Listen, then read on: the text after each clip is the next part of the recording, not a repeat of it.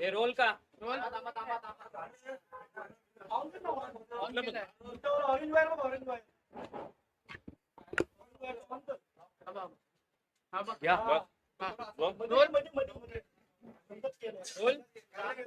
Okay 2 मिनिटं अरे मध्ये गेलं सेंटरला सरळ पकडायचं रे सेंटरला गेला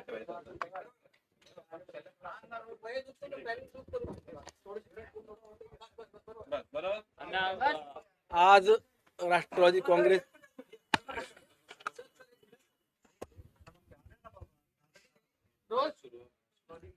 आज राष्ट्रवादी काँग्रेस पक्ष प्रदेश कार्यालयामध्ये दादांच्या अस्थी या ठिकाणी आणल्या होत्या। राज्यभरातले दादांवरती प्रेम करणारे सर्वसामान्य जनतेला दादांच्या अंत्यविधी करता येऊ शकले नाही, अशा प्रत्येक जिल्ह्यातील आणि तालुक्यातील व्यक्तींना दादांच्या अस्थीचं दर्शन मिळावं याकरता आज पुणे जिल्ह्यातील ग्रामीण भागात जे दादांवरती प्रेम करणारे आहेत त्या सर्वांना या अस्थीचं दर्शन मिळावं याकरता पुणे जिल्ह्यातल्या ग्रामीण भागाकरता आज अस्थी कलश घेऊन पक्ष कार्यालयातून मी पुण्याला निघालेलो आहे।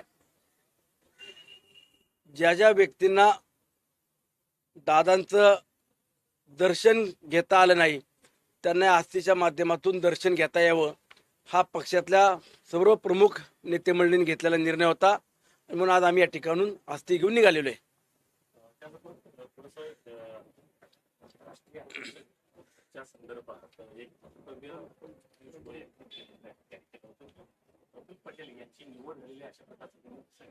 हे बघा, मी मागच्या 2 दिवसापासून प्रत्येक पत्रकार बांधवांना किंवा प्रिंट मीडिया असेल, तुमचा डिजिटल मीडिया असेल, या सगळ्यांसमोर आमच्या राष्ट्रवादी काँग्रेस पक्षाची भूमिका काय असली पाहिजे आणि दादांच्या पश्चात इथून पुढच्या काळामध्ये राष्ट्रवादी काँग्रेस पक्ष एक संघ राहण्याकरता जे काही निर्णय घ्यावे लागत आहेत हे आम्ही सातत्याने सांगत आलो।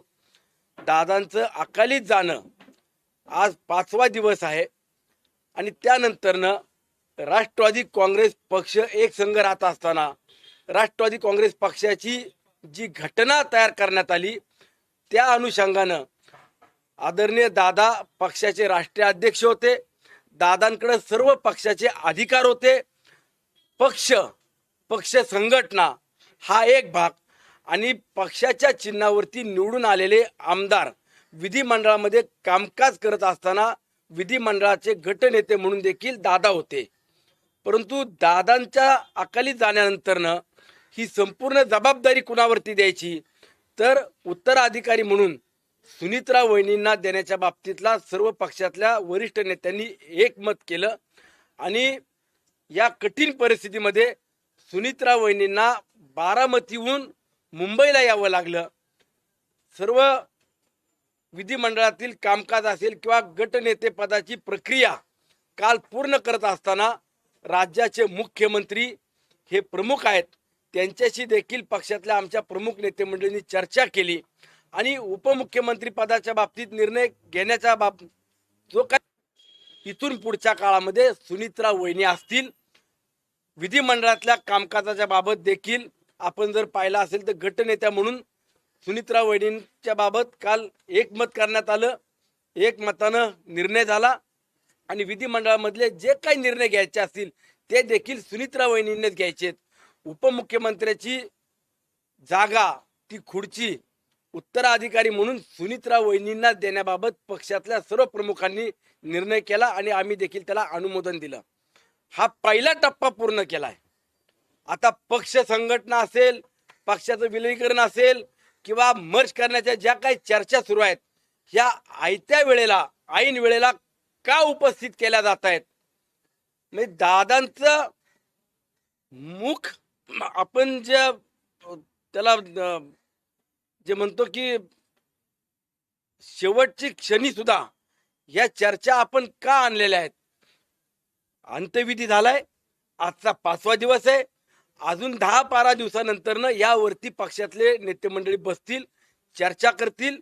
पण मी पुन्हा जबाबदारीने सांगतो, आज सकाळीच सुनीत्रा वहिनींचं माझं देखील फोनवरनं संभाषण झालं आणि वहिनींना सांगितलं, वहिनींनी आम्हालाही सांगितलं की आपण सगळेजण दादांचं स्वप्न जे आहे ते पूर्ण करण्याकरता आता सगळ्यांनी दुःख बाजूला ठेवलं पाहिजे. तुम्ही कुणी खचू नका, मी तुमच्या सोबत आहे. आणि आम्ही सांगितलं की वहिनी आपण आहात म्हणूनच आम्ही सुद्धा दादांचं स्वप्न पूर्ण करण्याकरता आता तुमच्या खांद्याला खांदा लावून या राज्यामध्ये फिरायचंय. आणि दादांनी जे काही 35 वर्ष या महाराष्ट्राकरता झिजलेत ते स्वप्न आपल्याला दादांचं पूर्ण करायचंय. परंतु सुनित्रा वहिनींना आम्ही देखील सांगितलं की तुम्ही आता प्रमुख आहात, उत्तराधिकारी म्हणून तुमची जबाबदारी आहे. मग उद्याच्या काळामध्ये जे काही निर्णय होतील या बाबतीत तुम्ही पुढे असला पाहिजे. त्यांनी सांगितलं आपले 12-15 दिवस हे सगळे विधीचे संपू दे, त्यानंतर पक्षातल्या सगळ्या प्रमुखांना तुम्हा सर्व आमदारांना एकत्रितपणानं बोलून आपण पुढच्या चर्चा काय असतील किंवा कशा पद्धतीने आपल्याला पक्षाच्या बाबतीत निर्णय घ्यायचे हे आपण घेऊ. त्यामुळं जे कोणी आमच्या पक्षात नसलेले मंडळी, पक्षाचा राष्ट्रीय अध्यक्ष कोण असणार आहे हा ठरवण्याचा अधिकार इतर कुणालाही नाही. उद्याच्या काळामध्ये सर्व आपण का करतो नाही त्या विषयाला आपण सारखेच दुजरा द्यायचं काम नाही करायला पाहिजे. परंतु जाणीवपूर्वक काही मंडळी तोच विषय तेच वारंवार चर्चा करतायत.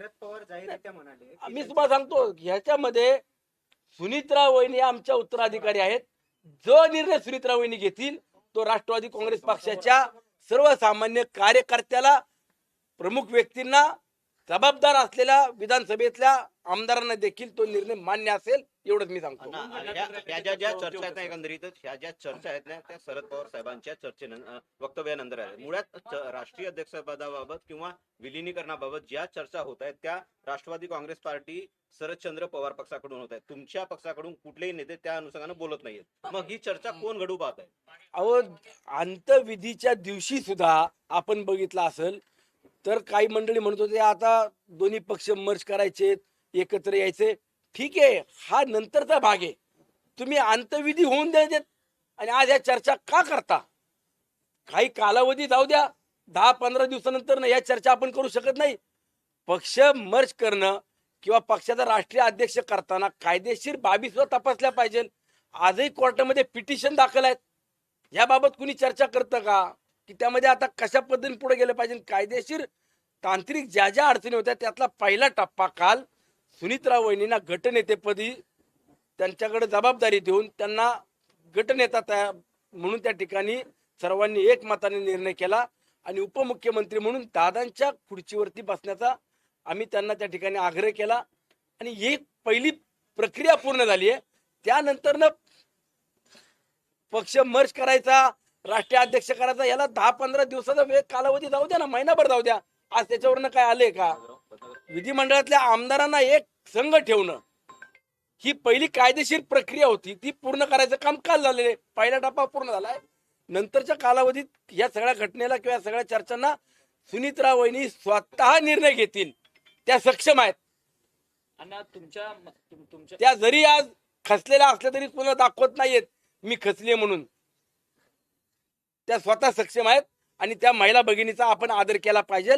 त्या स्वतः उद्या निर्णय घेतील तो आम्ही मान्य करू. मुख्यमंत्री म्हणतायत अजित पवारांच्या मृत्यूच्या एक दिवसापूर्वी 2 तास माझ्यासोबत उपमुख्यमंत्री अजित पवारांसोबत चर्चा झाली. त्यांनी जर असं काही त्यांनी इच्छा व्यक्त केली असती तर माझ्यासोबत चर्चा केली असती. प्रत्येक गोष्ट अजित पवार माझ्यासोबत शेअर करत होते. नक्कीच आपण जर पाहिलं असेल तर दादांच्या अकाली जाण्यानंतर मुख्यमंत्री महोदय सुद्धा स्वतः त्यांची जर आपण परिस्थिती पाहिली तर तेही आपल्याला खचल्यासारखे दिसत होते. त्यांनाही ते वेदना, त्या दुःख ते सहन कसं करत होते आपण सगळ्यांनी पाहिलं. परंतु मी पुन्हा सांगतो, राज्यामध्ये महायुतीचं सरकार म्हणून ज्या वेळेला राष्ट्रवादी काँग्रेस पक्ष, शिवसेना, भारतीय जनता पक्ष हा एकत्रितपणाने काम करत असेल, या राज्यामध्ये सरकार म्हणून जर राज्याचा कारभार पाहत असतील तर आगामी काळामध्ये या बाबतीत विधिमंडळातले काही निर्णय असतील तर त्यामध्ये मुख्यमंत्री आम्हाला देखील सहकार्य करण्याच्या भूमिकेमध्ये आहेत. परंतु पक्षाचे निर्णय घेताना हे सुनित्रा वहिनीच घेतील, या बाबतीत कुणी मनात शंका आणू नका. कुणी स्टेटमेंट केले आमच्या पक्षातले करोत किंवा इतर पक्षातले ज्यांना आमच्या पक्षाचे सदस्य नाहीयेत, आमच्या पक्षाचे त्यांनी कधी आजपर्यंत पायरी चढली नाही, असे लोक जर आमच्या पक्षाचा राष्ट्रीय अध्यक्ष ठरवत असतील ते जाणीवपूर्वक राजकारण ह्या काळात तरी कुणी करू नये. शेळके साहेब, शशिकांत शिंदे यांनी अजित पवारांची शपथ घेत सांगितले की 12 तारखेला विलिनीकरण हे होणार होतं. आणि जयंत पाटील म्हणतात की 4 वेळा माझ्या इथे दादा आले, चर्चा करून गेले, जेवून गेले. मी तुम्हा सर्व पत्रकार बांधवांना, मीडियाला हात जोडून विनंती करतो, आज दादा नसताना जे काही संकट या राज्यावरती, पवार कुटुंबावरती आलेले, या परिस्थितीमध्ये पहिलंच त्यांना सावरू द्या. 12-15 दिवसानंतर, महिनाभरानंतर सुद्धा पक्ष विलगीकरण करायचा, मर्ज करायचा, राष्ट्रीय अध्यक्ष कोणाला करायचं याला कालावधी आहे, वेळ आहे. आज त्यावरती कुठल्याही प्रकारचा दुजोरा आपण देऊ नये. खोटं कोण बोलतोय? कारण की सातत्यानं त्यांच्या पक्षाकडनं अनेक नेते त्यांच्या हा दावा पक्षाकडून करतात. सांगण्यात येते. हा दावा करण्यात येतो. त्यांना एवढा दावा करायचा उतवळेपणा का आलाय? एवढा उतवळेपणा आजच का? ज्या वेळेला दादा हयातीत होते, दादांना तुम्ही कधी कुणी चांगल्या पद्धतीनं पाहिलं? कुणी का दादांना तुम्ही महाराष्ट्र सुद्धा तुम्ही पक्षाचा अध्यक्ष करून नाही पाहिले? मुख्यमंत्री म्हणून दादांचं स्वप्न तुम्ही पूर्ण करण्याकरता का नाही एकवटले? ठीक आहे, आज मला त्याच्यात जाऊ नका, माझी विनंती आहे तुम्हाला. या सगळ्या प्रक्रियेत किंवा या घटनेत आज तुम्ही दुःखामध्ये हे राजकीय विषय कुणी आणू नये.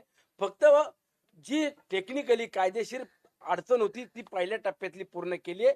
उद्याच्या काळामध्ये नंतरनं या सगळ्या प्रक्रियेवरती पक्षातले प्रमुख नेते बसतील.